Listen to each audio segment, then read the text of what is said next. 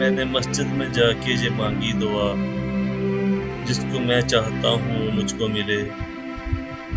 میرا فرض تھا میں نے پورا کیا، اب خدا ہی نہ چاہے تو میں کیا کروں۔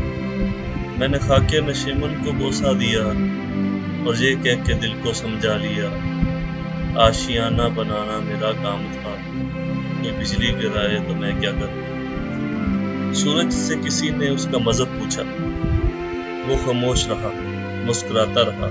سوال دہرایا گیا تو سورج نے کہا، آنکھ ملا کے سوال کرو۔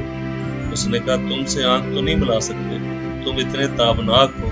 سورج نے کہا، تم خود سوچو میرا مذہب کیا ہے۔ سائل سمجھ گیا کہ سورج کا مذہب اسلام ہے، اس کا تذکرہ قرآن میں ہے۔ پھر اسے مان خیال آیا کہ قرآن میں تو کفار کا بھی ذکر ہے، شیطان کا بھی ذکر ہے۔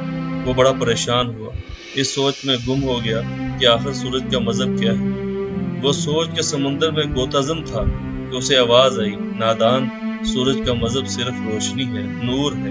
یہ مذہب اسے فطرت نے بلکہ فاطر نے عطا کیا ہے۔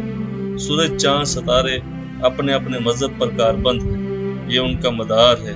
ان کے لیے مدام گردوشوں کا مذہب مقرر ہو گیا ہے۔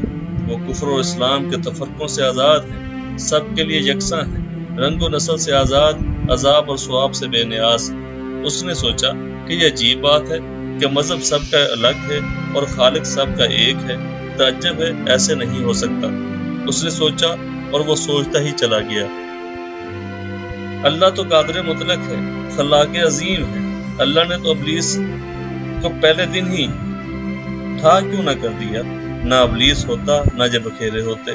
یہ رنگ رنگ کے نیرنگ، یہ فرق فرق کے فرقے، یہ عہد عہد کے معبد، یہ الگ الگ کے سجدے، یہ روپ روپ کے بحروپ، یہ ایک آدم اور کئی انسان، یہ ایک خدا اور اس کی جدا جدا عطا، یہ عجیب صورتحال ہے۔